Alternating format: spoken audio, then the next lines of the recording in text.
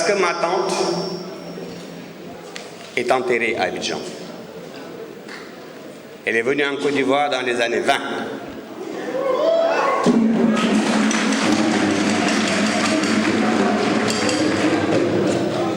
Mon père était comptable en chef de la maison Lendigny. Je ne sais pas si vous en souvenez. J'ai des cousins qui sont à Abidjan. Et quand ma tante a rendu l'âme, la famille Baudin du Sénégal a décidé de respecter son choix et de l'enterrer à Abidjan.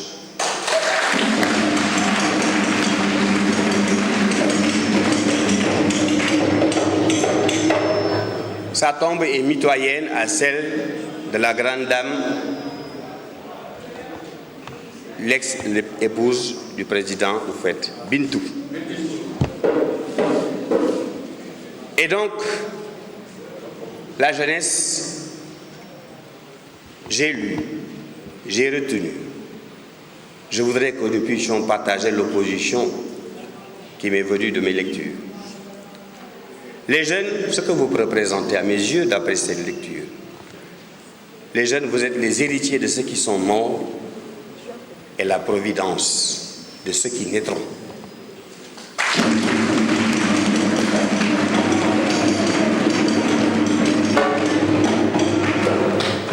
Votre présence à côté du président Gbagbo est louable, mais sans le savoir, je vous dirai moi-même que ce n'est pas désintéressé, parce que ce que vous faites, vous le faites pour vous et vos enfants à venir.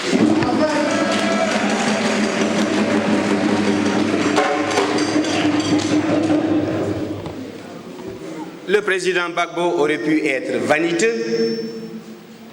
Il aurait pu être vaniteux. Qui aurait pu un jour, dans les années passées, un seul instant, avoir un esprit habité par cette hypothèse.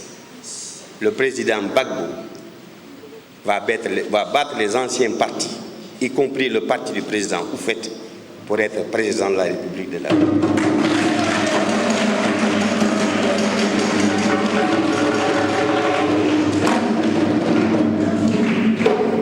Je vous assure, comme on dit chez nous, ce n'est pas un aveugle qui aurait pu réaliser cette prouesse. Ni un manchot, ni un paralytique, encore moins un fou. Il n'est ni l'un ni les autres. C'est un homme entier. Entier. Entier. Et vous savez, il ne faut pas perdre de vue ce qu'il représente pour vous. Pour vous, pour moi en tout cas. Gbagbo, c'est quoi? C'est-à-dire, vous prenez une balance aujourd'hui. Vous mettrez la Côte d'Ivoire sur un plateau. N'importe qui, vous le mettrez sur l'autre plateau. La Côte d'Ivoire va aller dans le fleuve ou dans la lagune.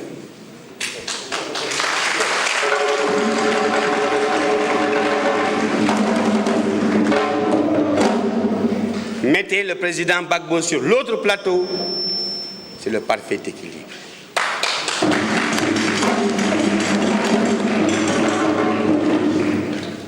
N'oubliez pas cette image. N'oubliez pas les mots que je viens vous dire. Ce n'est pas pour vous pousser. Eh bien, à le soutenir, les yeux bandés, non.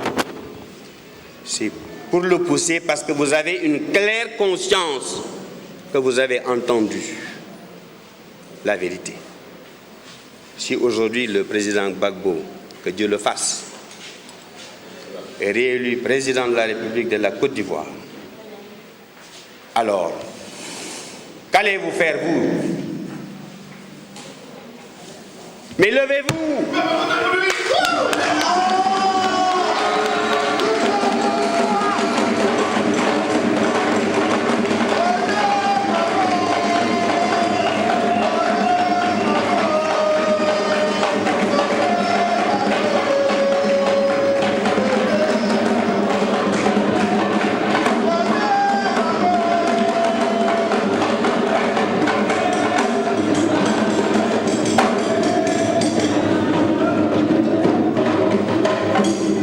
Et ce jour-là, je me ferai le plaisir, et ce serait un honneur pour moi, non pas d'aller embrasser et présenter mes félicitations à M. le Président, mais aux représentants de la jeunesse ivoirienne.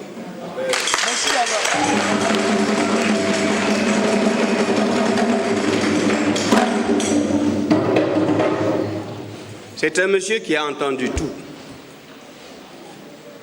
Les calomnies, les insultes, les injures, tous les mots d'oiseau.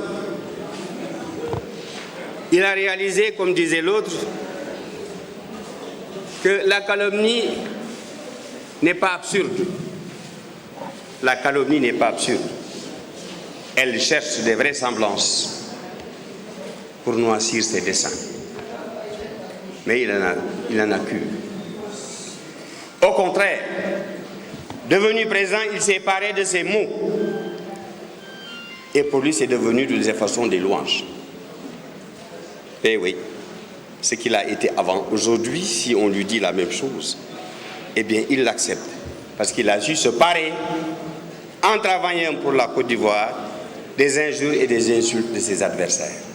Aujourd'hui, il s'est paré de ces injures pour montrer qu'il n'est pas le même que les autres.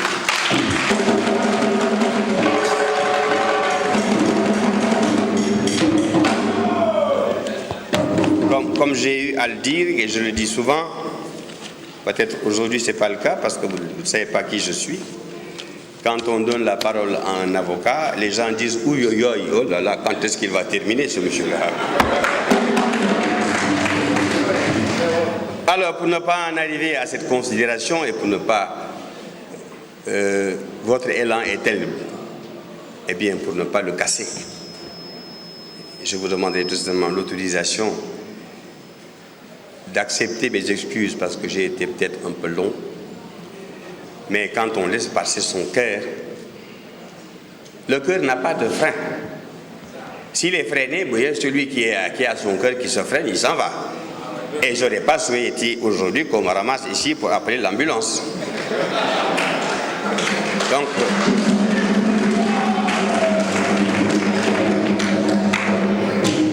je vous encourage, je vous félicite. Que rien ne vous fasse reculer, rien du tout. Parce que, comme disait Corneille, celui qui meurt pour son pays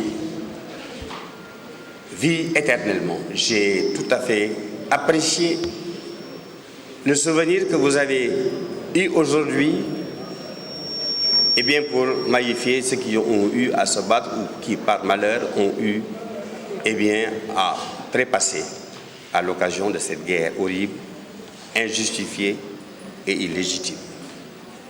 Parce que celui qui meurt pour son pays, comme dit Corneille, vit éternellement.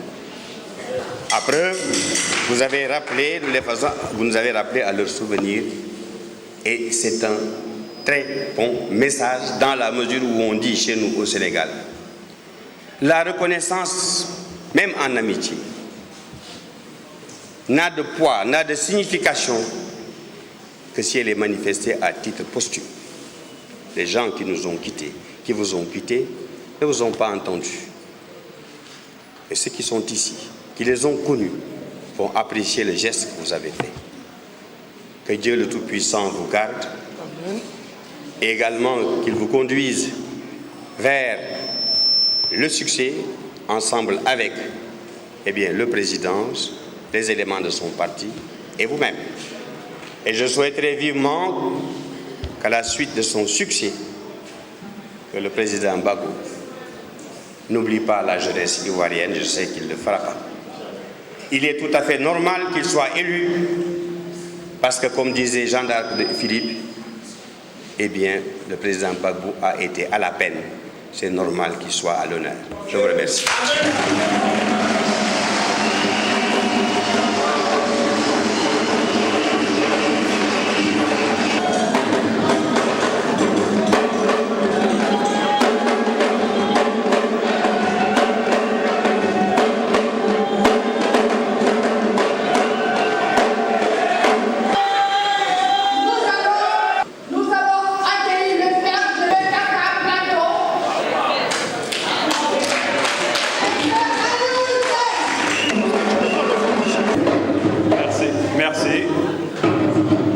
étant assez surpris, je ne m'attendais pas à prendre la parole, mais quelques mots peut-être après les salutations d'usage, d'encouragement. Et peut-être un petit partage avec vous, peut-être un petit sentiment que j'avais eu à l'époque. Quand ce pays frère, il y avait des événements malheureux qui s'y passaient, je me suis surpris à dire, mais pourquoi pour quelques individus, nous allons accepter de sacrifier nos pays et nos peuples? Il faudrait que ces 3, 4, 5 messieurs se mettent dans une pièce et acceptent peut-être de laisser la place pour que la paix, en tout cas, perdure dans ce pays. Mais après, j'ai compris que parfois, il fallait même accepter l'insupportable pour son peuple par rapport à ce qu'on défend. Et j'ai compris la posture du président Gbagbo. Et je dis, nous devons sincèrement lui rendre hommage, parce qu'il n'a pas accepté l'insupportable pour la Côte d'Ivoire. Et aujourd'hui, je vois dans cette salle beaucoup de jeunes. Je dis, vous êtes interpellés à plus d'un titre. Vous êtes interpellés pour justement faire en sorte que la Côte d'Ivoire continue sur le chemin de la dignité. Pour qu'ensemble, avec ce président-là, vous puissiez dire à ceux qui peut-être ont un peu encouragé tout ça, que nos peuples sont assez matures, qu'il faudrait vraiment commencer à laisser ces peuples-là choisir eux-mêmes leurs dirigeants. Et vous êtes aujourd'hui en tournant de l'histoire. Faites en sorte qu'enfin le président Gbagbo puisse gérer librement la Côte d'Ivoire.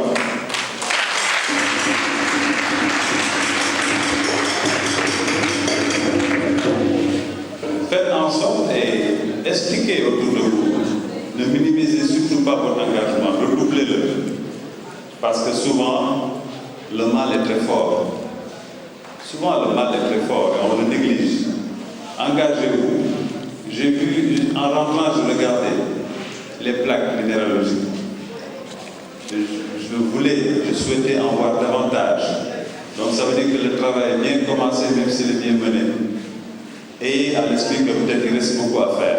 Ne négligez surtout pas l'adversité qui est en face. Nous ferons tout, en tout cas, de ce que nous pouvons, nous, de notre côté, pour aider nos frères et sœurs ivoiriens qui sont ici et ailleurs dans le pays où nous avons la chance parfois de visiter, pour que la Côte d'Ivoire se remette sur le bon chemin, celui du développement.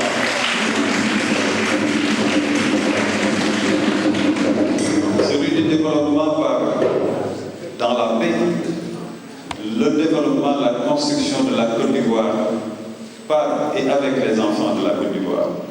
C'est ce que nous vous souhaitons, mais surtout la paix. Ce beau pays doit retrouver une paix intégrale. Et les évolutions nous donnent un peu espoir. Et à vous de consolider cela auprès d'un monsieur qui, je me suis intéressé un peu à ce qu'il fait. Et je me suis rendu compte que c'était quelqu'un qui savait dire non quand il fallait le faire. Et il l'a fait, en prenant beaucoup de sacrifices. À vous aujourd'hui de rétablir les faits et de lui redonner cette victoire et ce mandat tranquille avec lequel il pourra prouver enfin qu'avec des fils engagés de Côte d'Ivoire, la Côte d'Ivoire retrouvera rapidement la place qui a toujours été la sienne.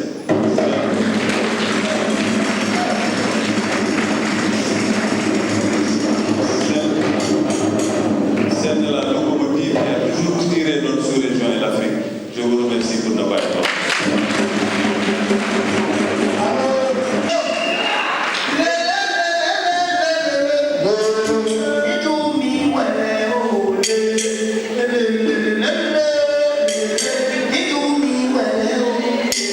Bye.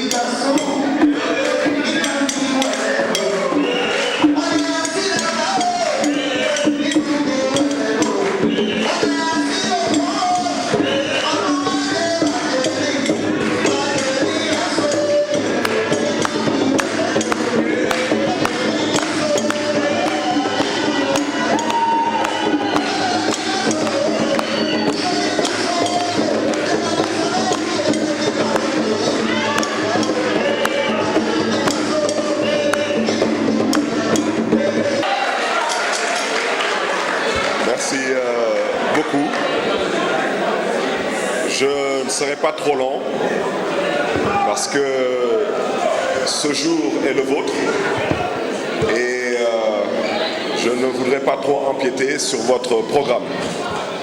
Parce que, comme vous le savez, vous cherchez à élire le président, ou je dirais plus ou moins à réélire le président Laurent Gbagbo en Côte d'Ivoire. Et nous cherchons à élire le secrétaire général du Parti socialiste, M. Ousmane Tanor Dieng, au pouvoir ici au Sénégal. Et j'ai des engagements donc, au niveau de Dakar, tout à l'heure vers 19h. Donc je préfère ne pas être trop long. Et je pense que le chef de la délégation du Parti socialiste, le camarade Jacques Bonin, a tout dit. Je profite de cette occasion pour vous souhaiter la bienvenue ici, dans cette salle du comité central du Parti socialiste. J'ai eu l'honneur et le privilège de discuter et d'échanger avec deux jeunes Ivoiriens qui sont des symboles de fidélité, de loyauté, de courage et d'engagement. Et je veux citer le camarade Konaté Navigué et le camarade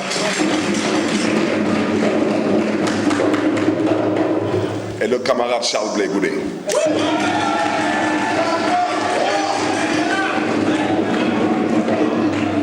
J'ai été reçu il y a à peu près 1 an de cela à Abidjan par le camarade Charles Blé Goudé et en discutant avec ce camarade, je reste convaincu que vous gagnerez parce que si vous êtes à l'image de ces camarades, des symboles de fidélité, de loyauté, d'engagement, de courage, je ne vois pas pourquoi vous ne gagnerez pas ces élections. Parce que comme l'a si bien dit le camarade Jacques Bonin, cette élection en Côte d'Ivoire, certes, intéresse les Ivoiriens, mais intéresse aussi les Africains, particulièrement ceux de l'Afrique de l'Ouest. Pour vous, ce serait de rétablir une injustice, et pour nous, de la sous-région, ce serait une garantie de stabilité. Une garantie de stabilité qui est complexe et multiforme. Et je veux seulement prendre le cas de la Guinée. Nous voyons tous aujourd'hui qu'en Guinée, c'est la première fois dans l'histoire politique peut-être de l'Afrique qu'un pays africain ne puisse pas organiser un second tour. Parce que malheureusement, il y a toujours des marionnettes qui cherchent à tirer les ficelles quelque part. Et nous rendons grâce à Dieu que le président Laurent Gbagbo a eu le courage de dire non quand il fallait dire non et a eu le courage de le dire à certaines personnes qui malheureusement, à un moment donné, ont oublié que la Côte d'Ivoire était un État, une nation libre et souveraine et ont pensé que c'était encore une région de la France. Et pour vous, jeunes Ivoiriens à l'image de Charles Blé Goudé, à l'image de Konaté Navigué, on vous encourage, on vous félicite. Accompagnez le président Laurent Gbagbo, parce qu'accompagner le président Laurent Gbagbo, c'est accompagner toute la jeunesse d'Afrique. Je vous remercie.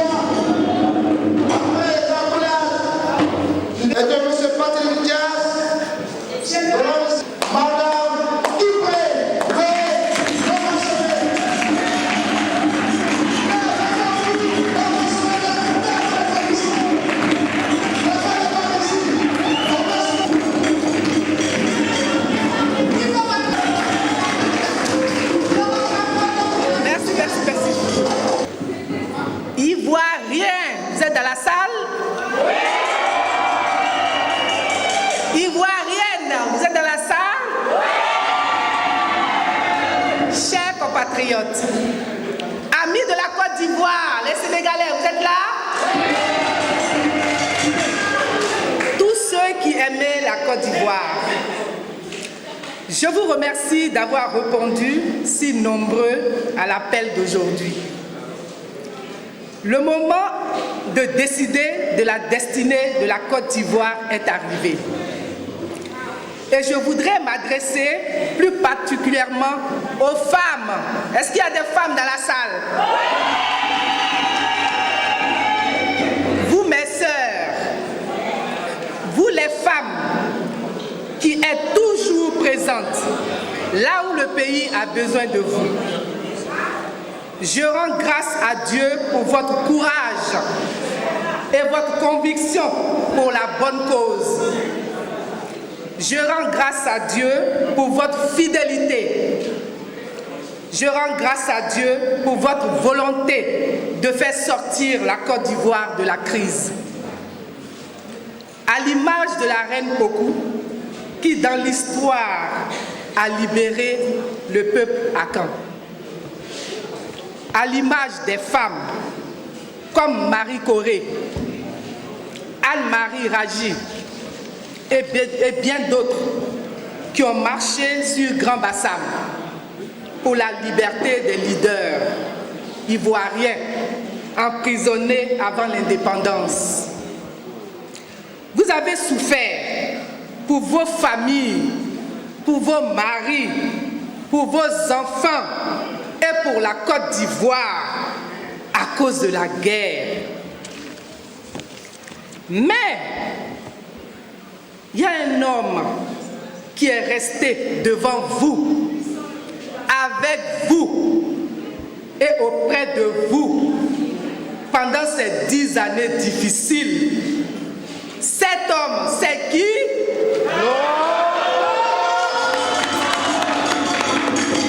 C'est le président Laurent Gbagbo. Le Woudi de Mama. C'est un homme courageux. Un vrai garçon, comme on dit chez nous. Un Woudi, comme on dit chez nous. Comme le frère vient de le dire, qui dit non là où il faut dire non. Et qui sait dire oui là où il faut dire oui.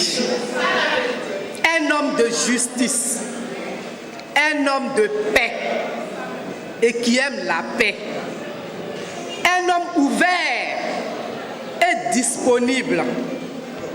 Un homme qui aime son pays et qui sait se battre pour le protéger.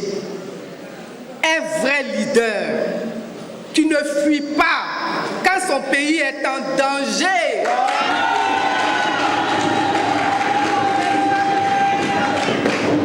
Qui ne fuit pas comme un bon mari qui sait affronter l'ennemi, qui attaque sa maison. Ivoirienne, mes chères sœurs, pour cette course à l'élection présidentielle, Laurent Gbagbo a besoin de votre soutien, de votre précieuse voix. Il a besoin que vous alliez voter le 31 octobre pour qu'il puisse travailler pour vous et pour la Côte d'Ivoire, votre chère Côte d'Ivoire. Il a besoin de vos voix pour conduire la Côte d'Ivoire à la paix et au développement durable.